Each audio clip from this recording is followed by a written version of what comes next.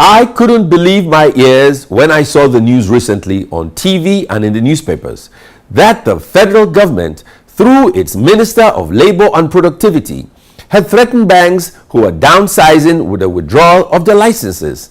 Could this really be happening in a democracy?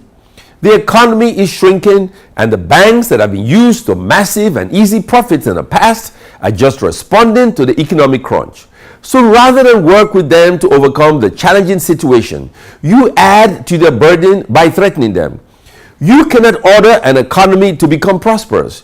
You must lead it to prosperity. If the federal government directs banks to stop sacking their staff, will the federal government also direct the Ministry of Finance to pay the staff salaries banks can no longer pay? The federal government, led by the president, has been going around the world seeking foreign investors. But if you are a foreign investor planning to invest in Nigeria and you hear of the federal government's threats to banks over their private business, will you still invest in Nigeria? The apparent reason for the distress in the banking sector is the implementation of the Treasury Single Account, popularly known as the TSA.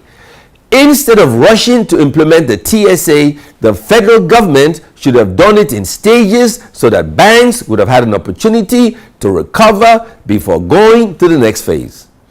If the federal government is really serious about saving the jobs under threat in the banking sector, they must return the TSA funds to commercial banks and dialogue with them on how to work out a realistic timetable for the full implementation of the TSA.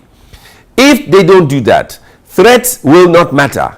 Economics respond to logic, not threats. My name is Ben Murray Bruce, and I just want to make common sense.